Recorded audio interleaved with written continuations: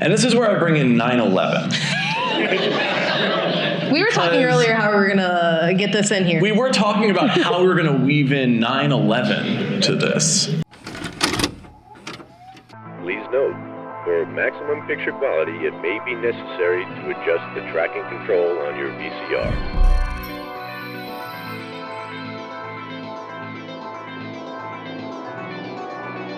And now for our feature presentation. Thank you for being here. I don't know why you are, but I'm happy to have you. Welcome to the Emo Social Club. Broadcasting to you in front of a live studio audience at C2E2 in Chicago. I am Brian. And I'm Lizzie, and thank you so much for being here, everybody. We're going to talk about some cool stuff when it comes to the intersection of emo and comic books. Yeah, we prepared. There is a script that I'm pulling up right now, and it's going to be so good. We are, for the purposes of this, using Lizzie as an expert on all things that come to the Umbrella Academy and Gerard Way and all of the comic books that he's worked on, because you've actually read them. I have, yeah. I've just watched the TV show. I have opinions. I have thoughts. And I'm going to make them known out loud in front of a live studio audience today. And yeah, hopefully by the end of this, you'll have learned something. And please tell me what it was. The reason that we're here today is to discuss emo comic books. The most emo comic book of all time, probably Umbrella Academy. Arguably. Would Gerard be the most emo, like the biggest emo creator of comics? I would argue most likely, only because we have seen it go from concept to musicianship to comics, graphic novels, all the way into, online streaming and TV shows, while still also doing My Chemical Romance and doing a bunch of other side quests that he just shows up doing. But I do think that he is... Most of the time doing My Chemical Romance, but then also the whole show comes out when they're on a indefinite hiatus. Yeah, but it's definitely, he is somebody who's kind of transcended, because if you really think to yourselves, what are other artists who are within this genre and scene who have created and done this much more with these types of comics and graphic novels, it would probably be really difficult to come up with somebody right off the top of your head that isn't Gerard Way. But then I'm like, well, didn't Max Bemis do one too? Max Bemis of Say Anything? Yeah. Do you guys like emo music? Am I just Yay. Okay, tight. So when I'm like, oh, let me talk about this guy, and you're like, I don't know who that is. Who are these people up there? They gave us a table. I was like, nah, we don't need Yeah, he was very upset about this table situation. I'm freaking out. So good. Okay, if I mention a person or a band or something like that, and you guys are like, who's that? I'll be like, check out this record. Is a Real Boy by Say Anything is a fantastic record. If you haven't heard it, go listen to it. It'll change your life. I think Max Bemis did one. Kelsey, my friend sitting right there, just told me that Patrick Stump is doing an Eternals. Patrick Stump is in a band called Fall Out Boy. They're from Wilmette, Illinois. Go listen to From Under the Cork Tree. It'll change your life. No, I need you to go listen to Mania if you're a real one. Thank you all for coming to this panel. That will be the end of it. The remainder of this is just Lizzie apologizing for liking Mania. No, I would never apologize. But what... In that same vein, what is also something that Gerard Way does that is almost unapologetic with a lot of his comics and writing and the graphics that are usually coordinated is that it is something that, if outside of anything else you've seen, within Umbrella Academy and also Killjoys and National Anthem, which is the Killjoys off-spin as well, all of that graphics is actually pretty violent. I would actually compare it to Watchmen a little bit, especially with how it's traditionally set up. And Gabriel Ba, who also wrote Day Tripper as well and did a lot of those graphics too, it has that different take where it's not too bloody or gory, I feel, as you could read in other comics and graphic novels, but at the same time, it is more adult. So if you were reading this as, when I was reading this when I was 12, 13 years old, originally, Jesus. Umbrella Academy, in the aisles of my local library. Lizzie was that kid sitting down the aisles I'm reading my comics. Yeah. Don't bother me. I walked over there. Shushing other people. Yeah. How did you grow up into a librarian? Well, I'm not one. But there's, again, it's something that's attainable to a younger audience, but also introducing that kind of young adult violence that we'll even see on like TV shows. It'll say like, rated like TV 14 or something like that. And I do think that because of that, it's made it much more accessible to people, and to also be able to bring forth this type of non-linear storytelling that obviously Umbrella Academy does do, and that also Killjoys and National Anthem also does. So we see Way kind of bringing this through everything that he creates. As an old school fan of My Chemical Romance, I am 105 years old. I've seen the tomes get written. I have peered into the depths of time, and I have witnessed the entirety of My Chemical Romance's history. Obviously he's a graphic artist, and y'all know that he was like supposed to do a TV show for Adult Swim. And this is where I bring in 9/11. We were talking earlier how we were gonna get this in here. We were talking about how we were going to weave in 9/11 to this. Now, Gerard Way, don't shake your head at me. This should not be in front of people. I usually get to edit this out. I'm like, shit. No, there's no editing. We're just full on live, all right? Full on live. Anyway, Gerard Way saw 9/11. So Gerard Way watched 9/11 happen. Talk about Twilight. I will get to... Oh, don't worry, I can talk about Twilight. Yeah, you can. Have I read the graphic novels of Twilight? Yeah. Is everyone celebrating that? I'm 105 years old. I did not read the graphic novels to Twilight. So Gerard Way was supposed to have an Adult Swim show, but then because his show was food related, he was unable to get it off the ground because Cartoon Network had already got a food related TV show called Aqua Teen Hunger Force. So Gerard Way, sad, depressed, holding his food-based comic animated show in his hands, watched the towers fall and then said, I need to start a band. I think that would have to be the only catalyst moment for you if you were in that situation, because there'd be no other way to go. I recommend having any other catalyst moment. Man, I would have started a band if only there was another national tragedy. It's really holding me back from making the music. This country's been through a lot. All right, Brian. So Gerard Way, as an animator, I don't remember it being too much on Bullets. The first record, listen to it, it'll change your life. But obviously with Three Cheers, their best record, that is the one where it's like clearly he's like an animator. He is known for being the graphic design behind the album itself. And then going into Black Parade, I think there was a little less of that, a little less drawing. I know he like made all the drawings if you got the special edition with like the whole like booklet with all the characters.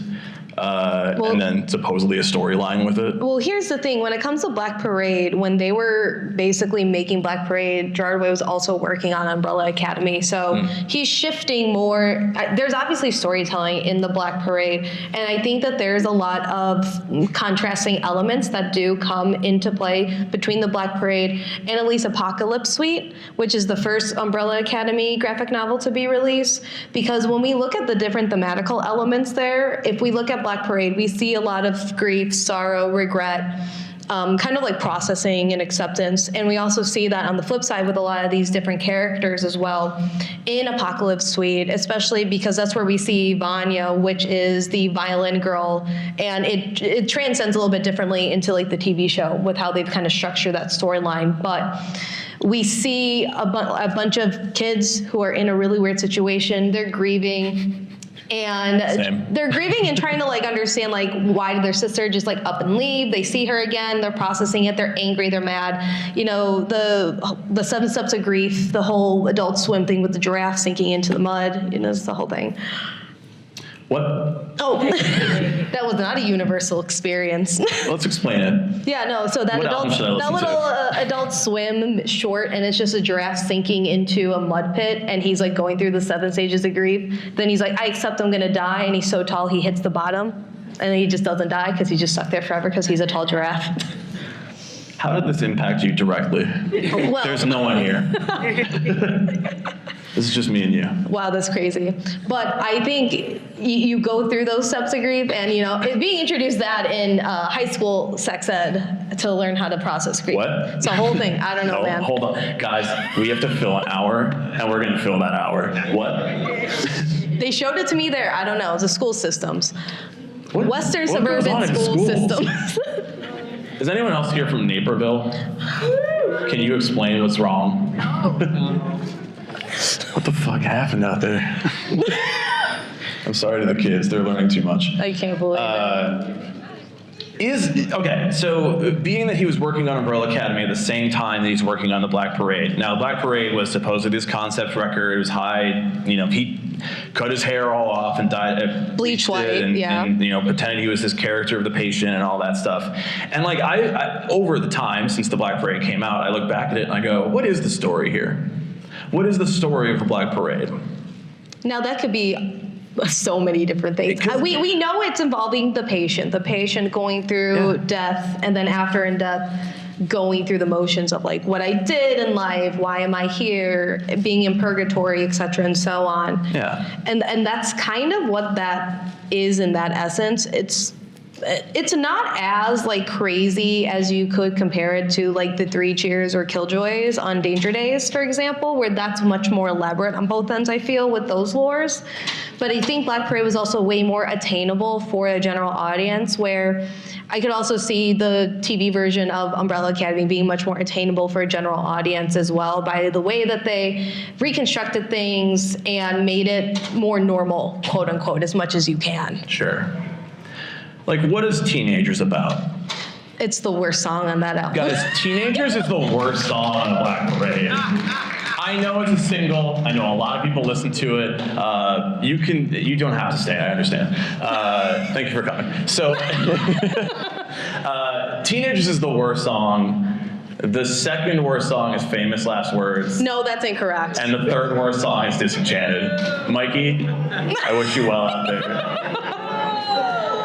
These are bad takes. I understand these are bad takes. This is a free panel. I would say the other worst My Chemical Romance song is Sing, because it got way too overplayed. We'll get to Danger Days. I got a lot of thoughts on Danger Days. We have to fill an hour. What do you want? Yeah, tomatoes are offered at the back of the room. It's just because, to me, I was there, 2006. I rolled up to the Hot Topic I worked at on my day off to go and get my edition. Actually, it was the listening party. I did a listening party at the Hot Topic that I worked at. And then I went back on the release day to actually pick up the record from the Hot Topic that I worked at. And I was like, oh, this is exactly the story that I'll tell one day, 20 years from now. Oh my God. Listened to it in my car before I drove home. And I'm like, yeah, okay. I heard this was a concept record. Like, what's the concept? What's the concept? And I think it was just to me, as a comic book writer and as somebody who's creating all this stuff, I was like, I'm really not necessarily following the narrative story of the Black Parade through the music, even in the same way that I did with Three Cheers, like you said, which was much more of a loose narrative. But I'm like, yeah, I kind of follow this. Again, there's a lot of non-linear storytelling that Gerard Way does, and it is kind of fragmented to a degree within the Black Parade as well, and that is just something that he is known to do in a lot of his graphic novels. So if you read Umbrella Academy, everything is happening basically either in the future or in the past, or it's interspliced in. And obviously if you're reading it, it can be very confusing, but I think going back to Watchmen, there's a lot of storytelling that's kind of similar in those ways as well, because they're kind of going to that back and forth methodology. Gerard Way, who also, My Chemical Romance did a song for the Watchmen movie, Desolation Row, a cover of Bob Dylan. Go listen to Bob Dylan and change your life. Okay, let's calm down I there. did try after that. I was like, oh, I did too. Cover. I think everyone did, and because I didn't know that I'd never listened to a Bob Dylan song a day in my life before then. The times, they are changing. I wish Gerard Way did a Bob Dylan impression for that song, just for fun. I'm not going to try doing a Gerard Way please don't do Bob that Dylan impression right now. There's way too many people watching me. This is easier as a podcast. It is. Well, we have one. This is the podcast. What we're doing. Thank you for listening and watching. We're on youtube.com. And Adobe Radio. We'll do the plugs at the end. But so again, nonlinear storytelling is very normal and natural for Gerard Way. And when we think about the character development within Umbrella Academy, we see it shift and go back and forth and back and forth. So we can compare and contrast how they were growing up and then be able to identify in, Psych 101 standards, obviously, the different traumas and complexities that these characters are going through, and then relating them back to their actions in real time. So when we, again, look at My Chemical Romance, we look at The Black Parade, we look at literally any piece of work that they have put out, it is right up against the wall with it, and it's very consistent in the way that it can weave all of these different elements together. But I don't think a lot of us kind of think about how one was going at the same time as the other, and how either arguably could have influenced how one was created, or maybe what could have been taken away as an element within an album, or being taken away as an element within the graphic novel design as well. So those are also things that we can kind of think about a little bit more so. I think one of the other things with it is we're 20 years removed from the Black Parade. When We Were Young Fest has done multiple runs, had My Chem on 2 of them. They did the full Black Parade album. Now My Chem is on a nostalgia tour of the Black Parade. And in 2006, for those of you who weren't there 100 years ago, it's we didn't really call, it was emo, right? We understood there's a term emo. There's the thing we call this My Chemical Romance album is emo. And My Chemical Romance was fuck no, we're not emo. It's well, look at you now, Gerard. They used to be Look at you now, When We Were Young Festival. There was an interview that Gerard Way did with Kerrang, I think probably 2005, 2006. And they were interviewed and said, do you describe yourselves as emo? And Gerard Way said, no, we're violent pop. No, you're not. Gerard, no, you're not. That's what he wanted, and maybe that's what he meant when he created Danger Days, because that is kind of violent pop in that way too. Yeah, but I think it's now that we sit here and we say this comic book is emo, or this movie is emo, or this character is emo, and it's that's 20 years of experience of as much as Gerard and a lot of other bands at that time didn't want to be considered emo, it's wow, too bad, you are. Yeah. And all the haters online and Reddit threads across the world, a bunch of Reddit threads just got booted up somewhere. Terrifying and upsetting. A bunch of fifth wave emo kids are that's not what emo is. Oh, so you acknowledge the fifth wave of emo? I do not acknowledge the fifth wave of emo. That's the least hot take I think I've said today. Upsetting. No one wants to yell at me about that. The fourth worst song on the Black Parade. No, I gotta think of one now. The best song is This Is How I Disappear, and the second best song is The Sharpest Lives. Now what's your fourth worst? See? Well, now what's your fourth worst? Oh, the coolest takes. I have the coolest takes, guys. Temperature-wise, not based on Rat. We look at the Umbrella Academy now, even with the TV show, the Netflix show, it's we can look at that and go, it's kind of emo. There's emo characters. Klaus is straight up an emo character. I know you've written in our notes, and I will disagree with you about who the most emo character in the show is, because to me, Klaus is obviously the character that Gerard was that's who I am. In the book. He was actually named Seance originally in the graphic novels. So I can't read. I won't start. And I did watch the show because I really like Robert Sheehan as an actor. Wow. The rest of this is me explaining Misfits to the crowd. Y'all know. He's great in that show. You should watch it. I was a Skins UK girly, sorry. It's Skins with superpowers. I tried. You know what? I tried it afterwards. It didn't work for me. I'm sorry. It did not work for me. What if everyone who was doing too many drugs also had superpowers? I don't know if that's any better, bro. I feel there's got to be a bunch of examples of that. Oh, yeah. It's The Boys. Yeah, it's The Boys. I haven't watched The Boys either. But that's bad. That's bad. And again, I can't read. You can just watch it. Yes, I can. I don't want to. Jeff Bezos. Let's dive in. So is Umbrella Academy an emo comic book? I would argue yes. If we think about how we describe emo in general, which there's a plethora of ways, all right? I found the Reddit threads. We're not going to go to the up some copy comments. pasta, like, okay, we're not going to go the original DC hardcore scene. We're not doing that today. Do it any other day, but not today. For emo as a whole, I think one, just because of the creator of it already immediately shoves it into that corner. And then secondarily, again, when we look at thematically what's happening, what is being covered and talked about, because we're talking about like family trauma, we're talking about things that are related to abandonment, things that are, again, maybe new feelings if you're reading this when it first came out and maybe you were younger during that time, or you were somebody who was trying to figure out and navigate what those feelings meant and mean, because it's acknowledging it in a creative way and it's making people think twice about, oh, if they're doing something like this, perhaps I was also doing something like this, or similarly feel this way of like hate, regret, whatever that may be. Then you can kind of draw that inwards to you, like you would probably do when you listen to either My Chemical Romance or Paramore or any other bands that are also in this scene as well. Hot Mulligan. Love Hot Mulligan. Where's the Tate's comic book? So who do you think is the most emo character in Umbrella Academy? I don't know. And why is it the monkey?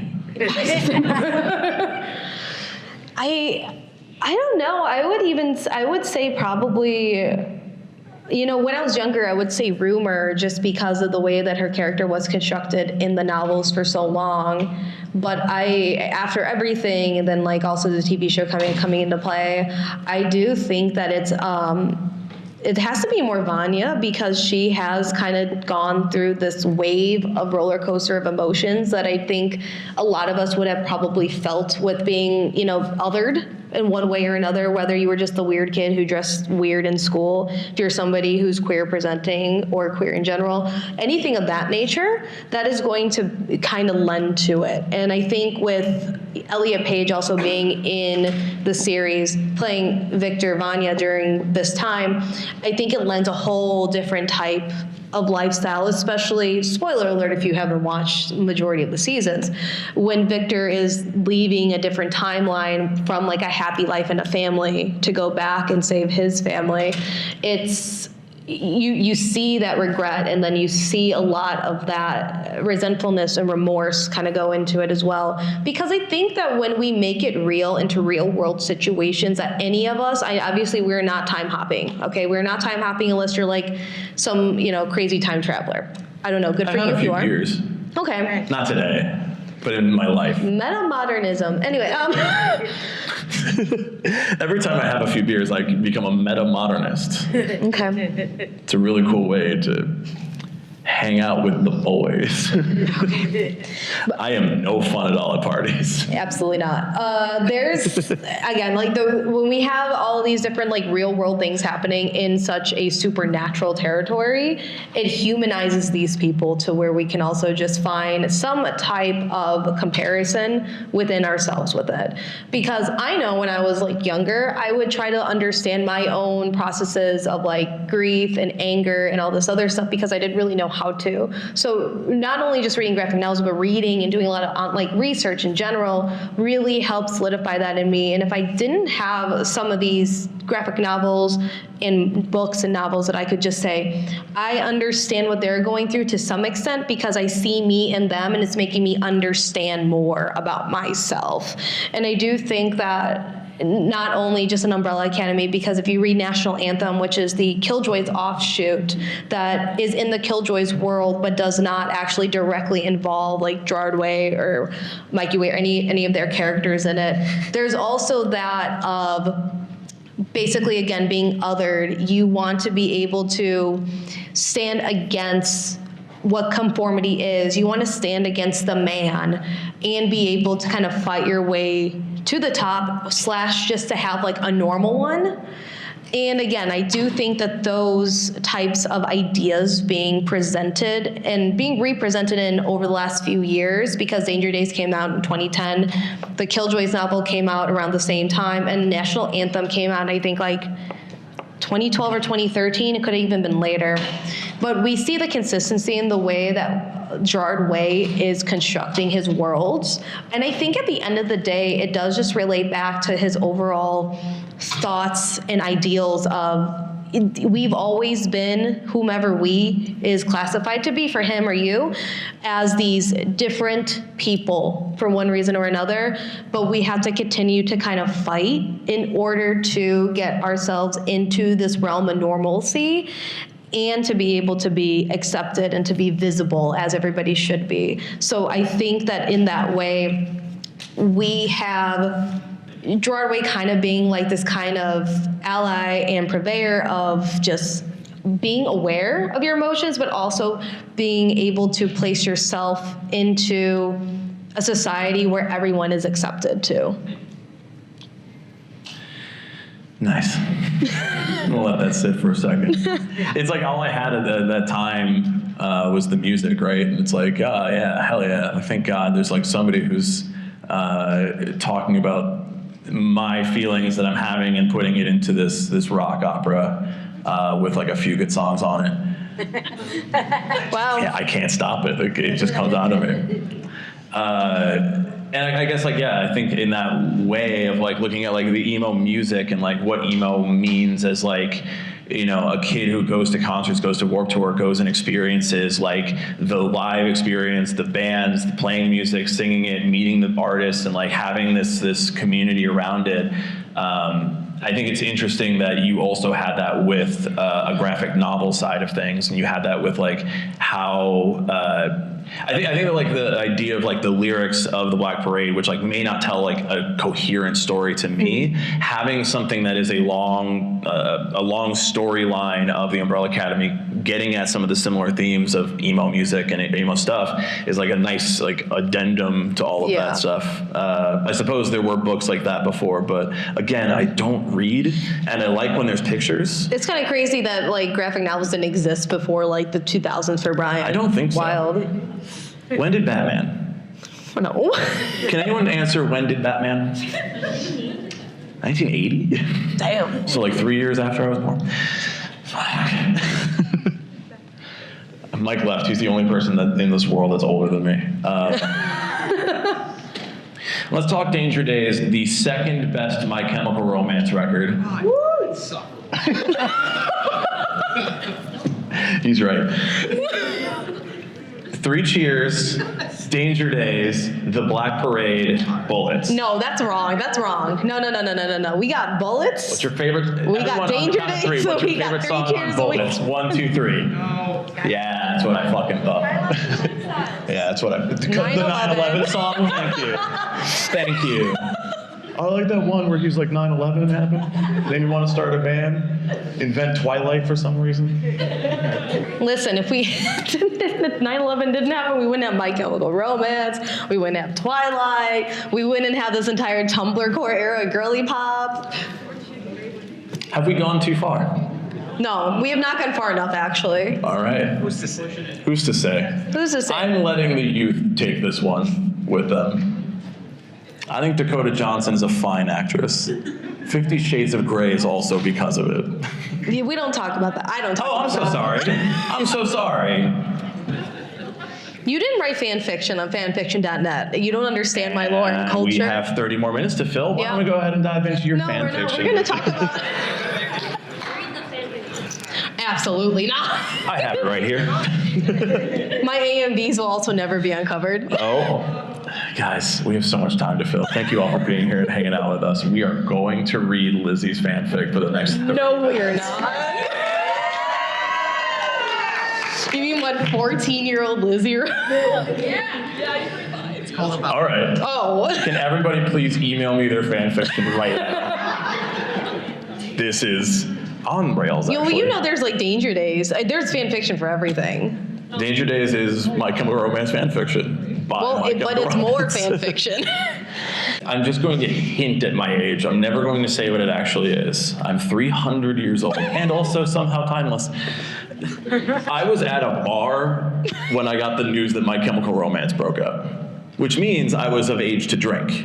I was in high school. See what I mean? You see what I mean? Where were you when My Chemical Romance broke up? Where were you guys on 9/11, by the way? That's why he did it. He's like, if I have to experience it, you have to experience your own 9/11, which is My 9/11. Chemical Romance breaking up. If I go down, I'm taking you with me. Said one tower to the other tower. Jesus. Thank you Anyway, for coming to the panel. Danger Days. I didn't get like a pamphlet that was like, you can't say this stuff. And We're never, honestly, thank God. I'm trying. I am. Danger Days, the fabulous lives of the Fabulous Killjoys. Fabulous Killjoys. It's so fabulous.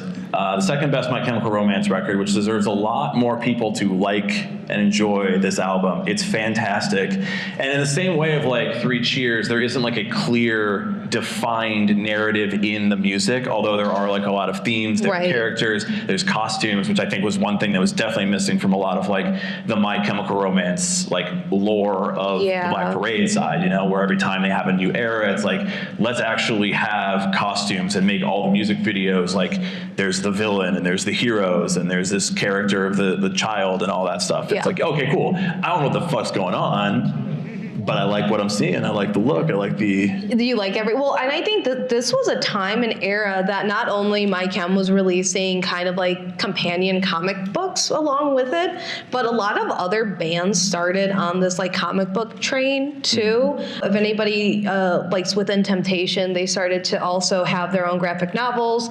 And then down the line, we see it being used as kind of a marketing tool, which is very fascinating and interesting because majority of these graphic novels actually have very well developed storylines and characters, where if I think about a marketing item, it's not always going to be 100% good or something I would necessarily come back to.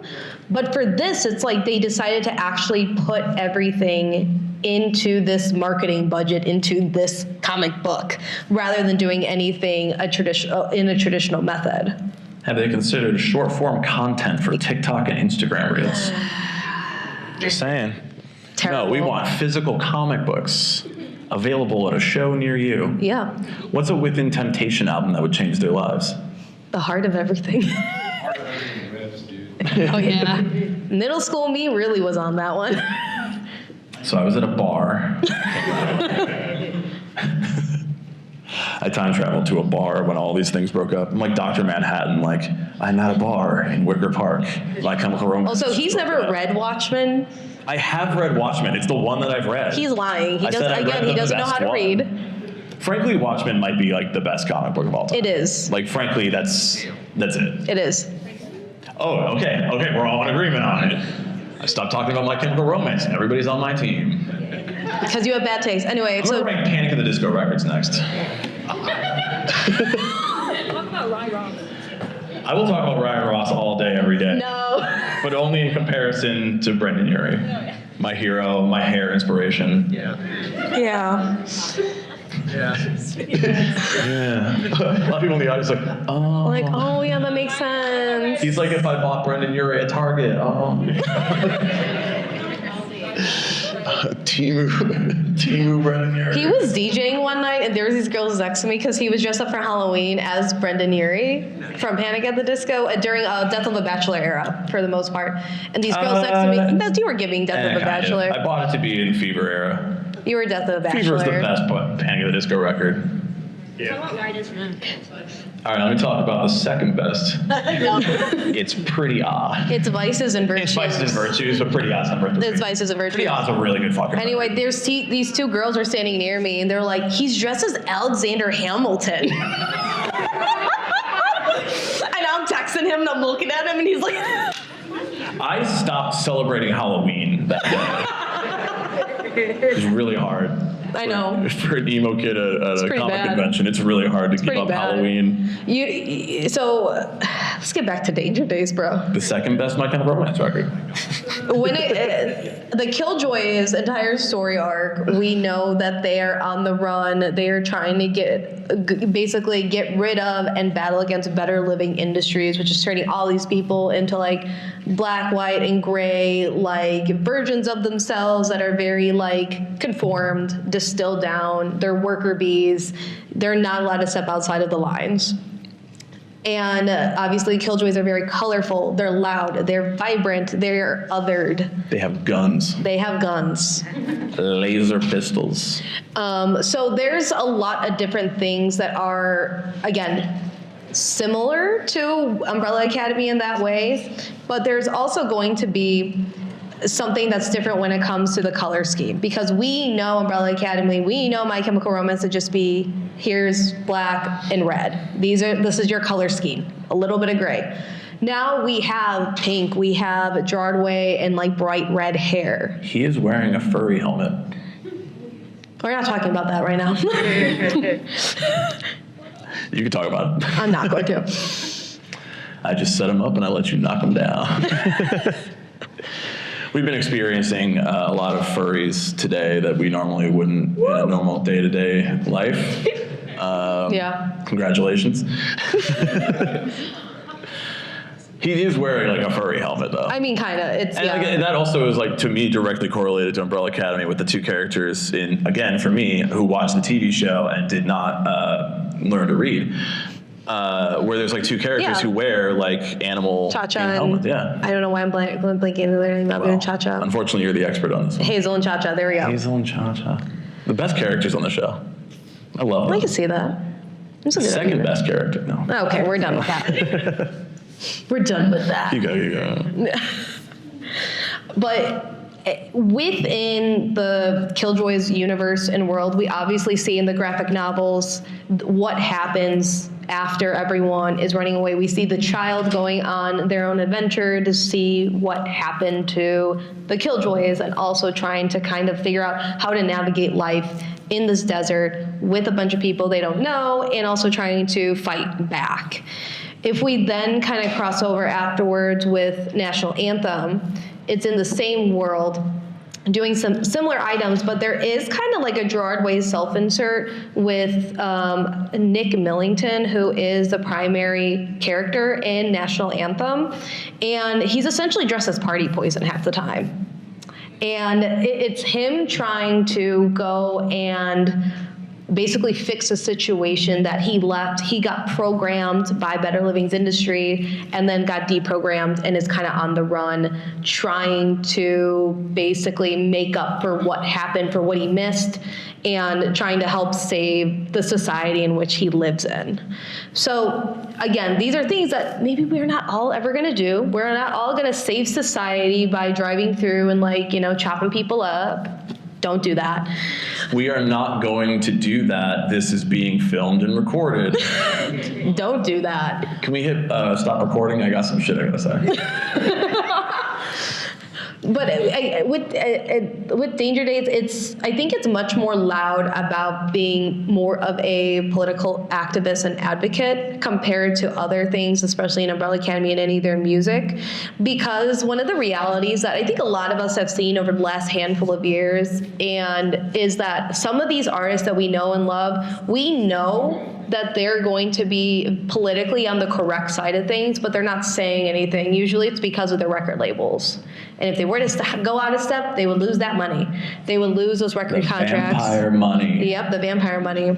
I got some words on that. So there are a lot of ways in which we see that being illustrated in this alternative method that isn't necessarily right there and easy to grasp or grab or listen to, but it is there as a medium to say, this is what Gerard Way is trying to get out there, saying you should be active, you should be vocal, you should be doing something physically Die with your mask on if you have to invoke change.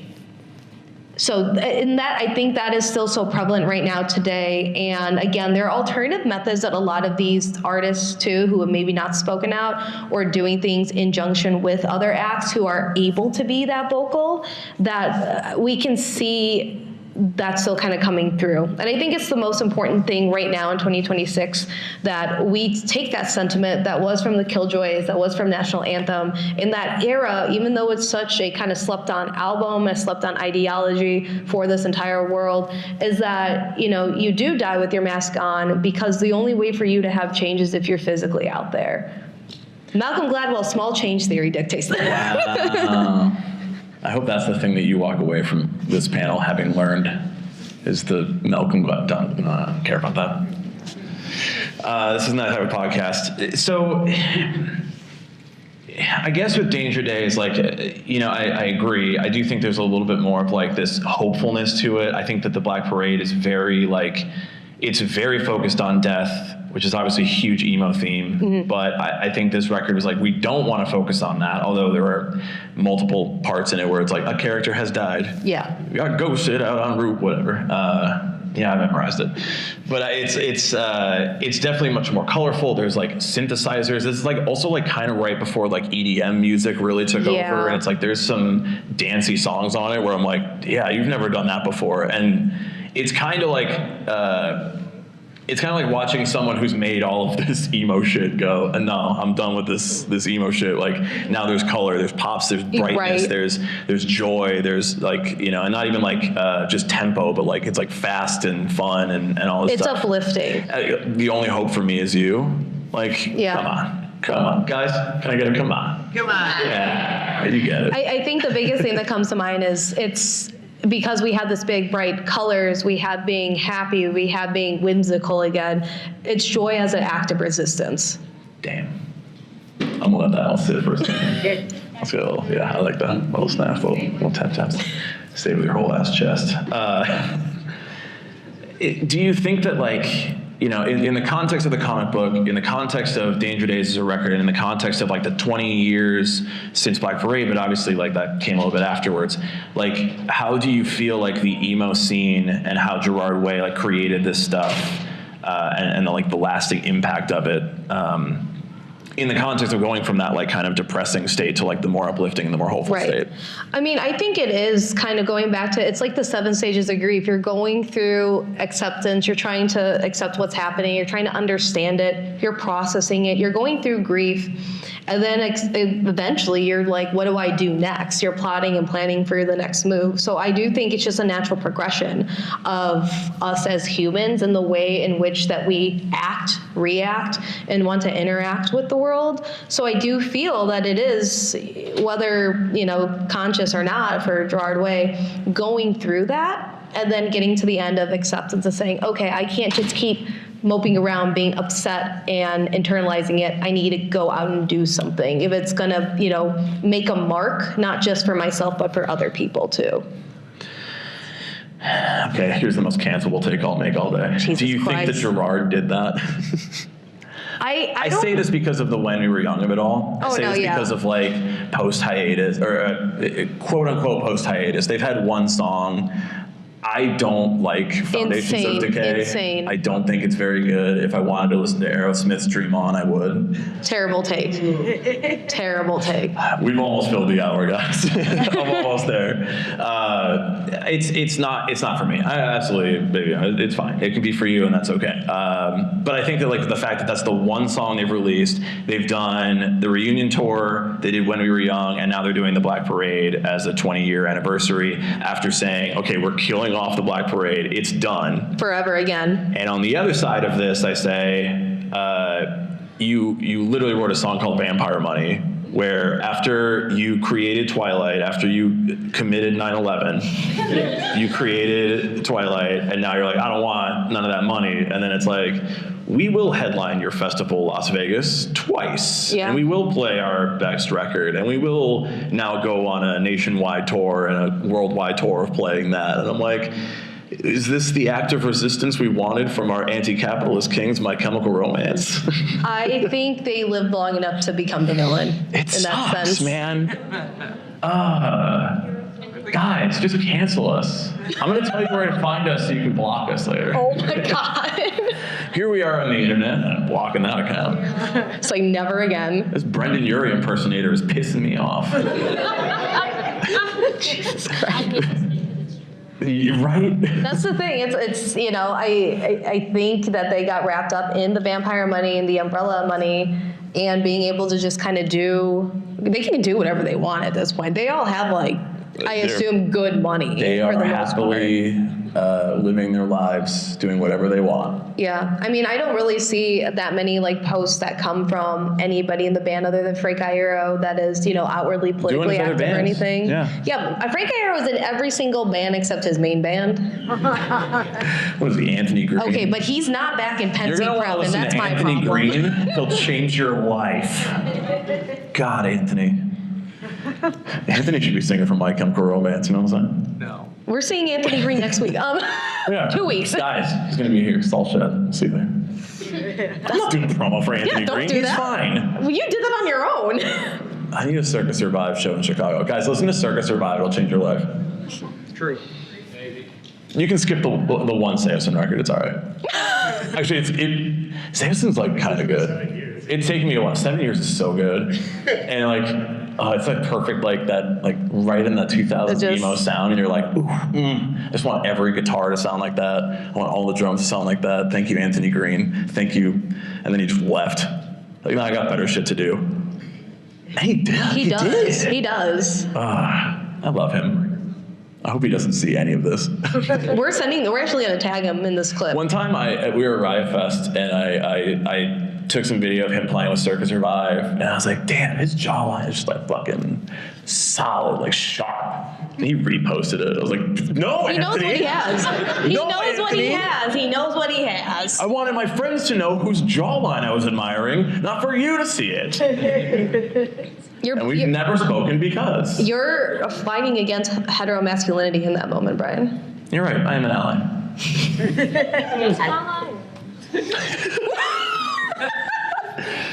When we saw My Chemical Romance and they played Teenagers, I said, I'm gonna go to the bathroom real quick. I came back in time. Disenchanted is a 5-minute bathroom break. We had to be sat and ready for whatever they did in the encore, and they played Boy Division, and I shat my pants. Yeah. I love that song. I think the thing was, Conventional Weapons, extremely Great. underrated and extremely good. Yep. Thank you. can we talk about the B-side of the Blackberry? Kill All Your Friends is one of the best My Chemical Romance songs out there. I agree. Thank you. Celebrate me. I've agreed with a woman. You guys clearly don't listen to our podcast. I say shit like this too much. The right-wing grift post 9/11 has been very uplifting for me monetarily. Sorry, we're not in the hard rock scene to be doing that alt-right grift. I have a question. Damn. Oh, wait, hold on. We have a question, and I don't want to talk about Coheed anymore. What's up? I think you'd be remiss if you didn't talk about the intersection of comic book movie soundtracks and emo music and the relevancy that has in the early 2000s, bringing up. You're thinking of something, and I'm going to say what I'm thinking of, and I really hope it is. If not for the first Daredevil movie starring Ben Affleck, we wouldn't have Evanescence. There we go. Celebrate me, I've uplifted a second woman on stage. Yeah, she had a man in it, but that's fine. Elektra was doing her fucking knife shit. I know they're called sighs. I'm pissing off a nerd somewhere. I honestly, I was watching, because the second season of Daredevil Born Again just started airing, and there's a couple scenes where Karen Page, who's apparently going to be here tomorrow, and I met go on that thing again. I'm like, God damn, Karen, Charlie Cox. I just want to say hi and hang out. There's a scene where they're in, it's not a spoiler. They're in a little warehouse room. There's light shining in. It's very atmospheric and all that. And I'm like, if they played My Immortal right now, this would be everything to me from 20 years ago. I saw that movie in theaters because I loved Evanescence. Wait, when was the first time that you ever heard My Immortal? Where were you? I was sat in a theater watching Daredevil starring Ben Affleck and Jennifer Garner and Colin Farrell. I watched The Sims 2 Michael Clark A and B and heard My Immortal for the first time. That came out, I bought, this was not the song you were thinking of, was it? But it's okay. What song were you thinking of? I was specifically talking about how bands would write songs specifically for movies. You're thinking of Chad Kroeger and No, Josie Scott for Hero for the Spider-Man soundtrack. Look, I know I don't have the mic, but it was Gibson Curses by Yellowcard. That's fine. Yeah, there were a lot of artists and a lot of songs that I found specifically from like comic book movies of the early 2000s, because there was clearly like some crossover of like, well, if you like Spider-Man, you're gonna love Dashboard Confessional, and you will be vindicated and you will be wrong. What was your first superhero comic book movie soundtrack? That's a sentence. That was a whole entire sentence. We got 5 minutes to answer this question. I didn't get any of the soundtracks because I got most of my music off of AMVs on YouTube. I'm gonna be 100% honest. Good. Yeah. Did I find out a bunch of bands I listened to It was those? Linkin Park. It was Aiden. I'm sorry. Canceled. I know. Very canceled. Guys, It was Aiden. hold her accountable for her actions and behavior, please. Not just me. I have a podcast because I'm a white man in 2026. Jesus She Christ. can be better than me. We lift her up and hold her to a higher standard No. than you hold me to. I woke up today and got this hair done to come to this.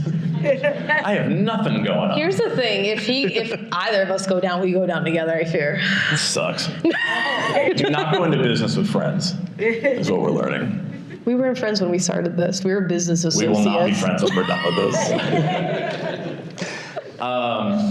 That's enough about all that. Guys, this is cool. Thank you. Thanks for coming. Thank you to C2E2 for letting us do this. We've been legitimately joking was preparing for this as much as we did and thinking about this, and I'm like, I can't wait to just talk to a room full of chairs. And you guys actually came and showed up, so thank you. Lizzie, can you tell these nice people where they can find us on the internet?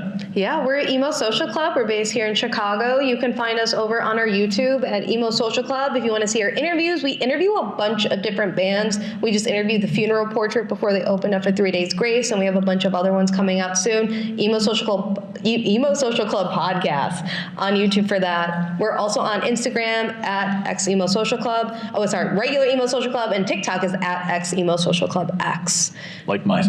Yeah. And then, Brian, what's your personal, if you want people to bully you in the DMs? The problem is saying my actual personal Instagram. Sometimes just when I say it out loud, I'm like, oh, fuck, dude. You decided to keep that. You could have made a change. Yeah, I look at it and I go, it's fine. I'm at Spooky Pants 1. You can yell at me about my thoughts on there. I think I'm spooky. He goes speaking. And I'm at Misery Lizness on TikTok and Instagram. How does it feel to say it out loud? I think that's fine. We just are trying to turn everything into MySpace now.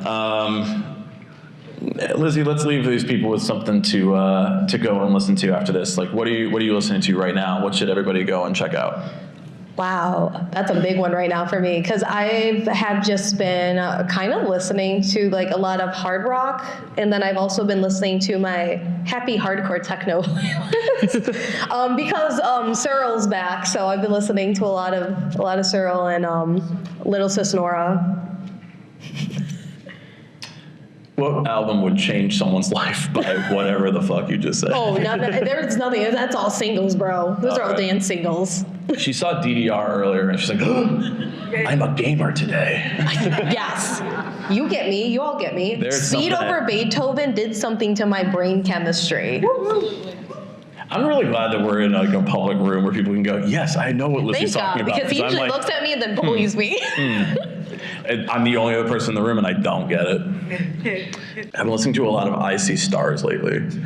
I don't know what it is, but I've just been thinking about that EDM period of when a lot of bands were trying to do it. I think that of a lot, Enter Shikari and I See Stars are the only two bands that I think from that time period really combined electronic music and metal and heavy and all this stuff. What do you want to yell at me, Kelsey? Breathe Carolina is like a straight up EDM band. Yeah. Also, I do love Breathe Carolina. I'm so happy they're back. I will Like, also doing say stuff. though, because Rich Man by 303 has been trending on TikTok for some reason, and then people are trying to cancel them. Don't do that. Sean and Nate are really nice guys. Want okay? is We've one met of the them. They're very best nice. emo records of all time. If you don't like punk, bitch, you are not my friend. You are my enemy. And now we're gonna rank. We have 1 minute left. Oh, we're done. Thank you all for coming thank out to our panel. Please check us out.